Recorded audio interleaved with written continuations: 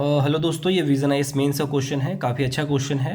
ठीक है, 15 में 8 नंबर आराम से लाया जा सकता है। देखिए, अगर 8 में कहता हूँ तो उसके साथ साथ प्रमाण को भी मैं प्रूव करता हूँ कि 8 नंबर आप ला सकते हैं।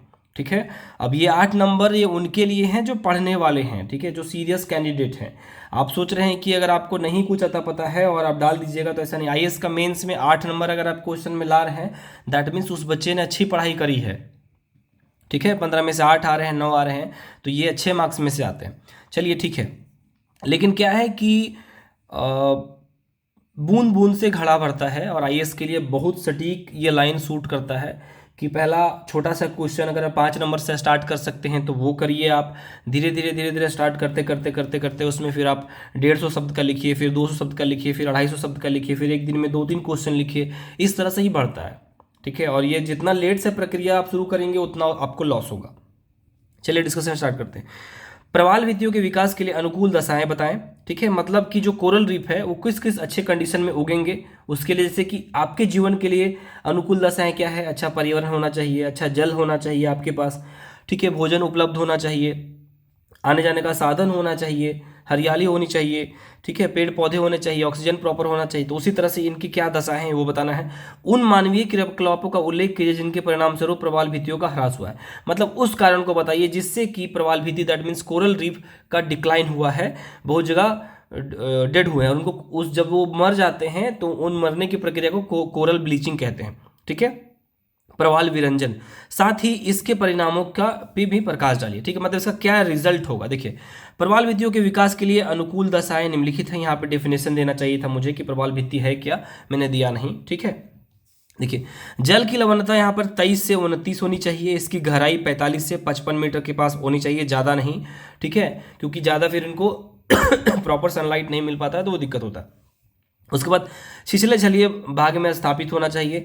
हाई सलाइन या fresh water both are harmful, मतलब जब बहुत ज़्यादा नमकीन पानी भी होगा, जैसे कि डेड सी है, वहाँ पर ये नहीं उग सकते हैं। पूरी तरह से फ्रेश वाटर नदी में ये फिर नहीं उगेंगे, इस तरह से। ठीक है, निम्न मानवीय के इसमें और पॉइंट्स ऐड करने चाहिए थे मुझे। ठीक है, कि और इसके अनुसार फेवरेबल कंडीशन मुझे ऑस्ट्रेलिया के में दिखता है, इसी कारण वहाँ पर ग्रेट बैरियर रीफ का निर्माण हुआ है। ऐसे करके वहाँ बता देना था। निम्न मानवीय क्रियाकलापों के द्वारा प्रवाल भित्तियों का ह्रास हुआ है। पर्यावरण प्रदूषण के कारण उनका पर्यावरण प्रदूषण के कारण उनका ह्रास हुआ है। दूसरा है ग्लोबल वार्मिंग के कारण समुद्र में जल की लवणता बढ़ रही है। ठीक है, जिससे उनका ह्रास हो रहा है। अब देखिए, ग्लोबल वार्मिंग के कारण जल की समुद्र, जैसे कि गर्मी अगर बढ़ेगा, ठीक है, तो बर्फ पिघलते हैं।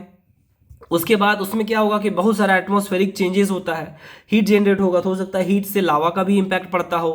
ठीक है, क्योंकि देखिए, बहुत लोग, मान लीजिए थोड़ी देर के लिए इनको हम साइंटिस्ट मान लेते हैं, इनका बहुत ज़्यादा जीवन होगा तो 100 साल, बहुत ज़्यादा, और उसमें भी 80 साल के बाद पुर्जे और दिमाग काम करना बंद कर देंगे। तो 80 साल का एक मनुष्य जो करोड़ों साल स्थापित हो चुका है पृथ्वी का निर्माण में, क्या 80 साल के कुछ मनुष्य मिलके पृथ्वी का आकलन कर पाएंगे?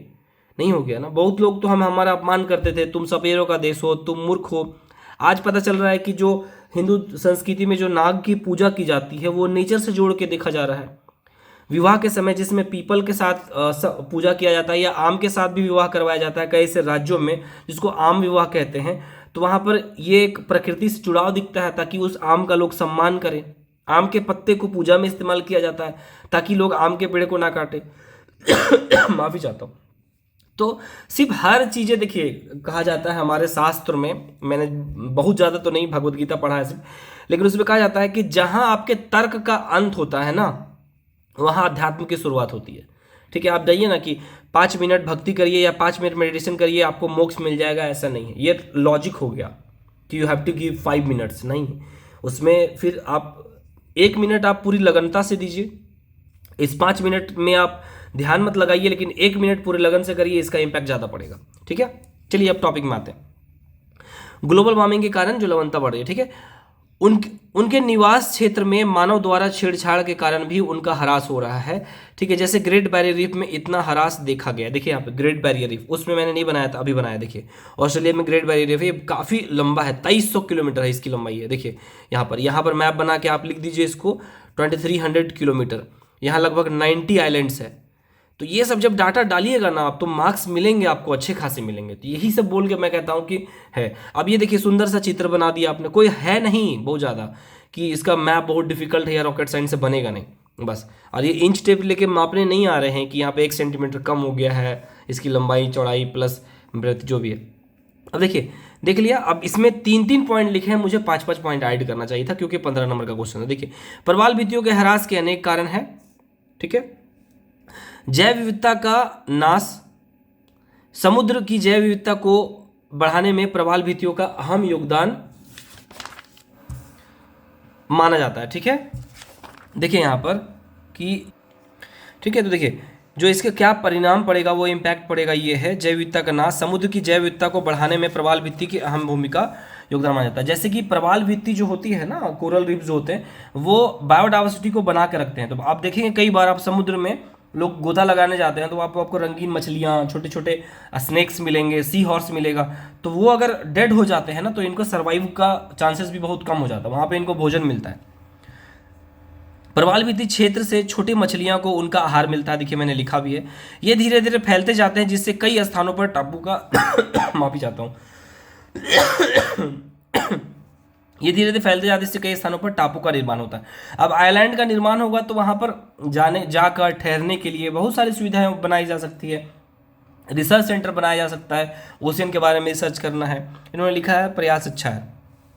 अतः इनके ह्रास होने से उपयुक्त स्थितियां का भी ह्रास होगा जो प्रकृति के नियम के विपरीत है। यहाँ भी मैंने थोड़ा सा सस्ते में निकाला, यहाँ भी कंक्लूजन अच्छा डालना चाहिए था कि उपयुक्त वर्णन को देखते हुए स्पष्ट है कि प्रकृति का ख्याल रखे बिना मनुष्य की कल्पना नहीं की जा सकती। इसीलिए तार्किक रूप से या आध्यात्मिक रूप से हर तरह से हमें प्रकृति की रक्षा करनी चाहिए और कोरल रीफ उसी प्रकृति का एक भाग है। ऐसे करके ये थोड़ा अच्छा लगा जो मैंने अभी बोला। तो देखिए 6 नंबर था, मैप बनाते तो 7 बनता, इंट्रोडक्शन डालते तो 7.5 और कंक्लूजन डालते तो 8 नंबर की इस आंसर में कैपेसिटी थी, ठीक है।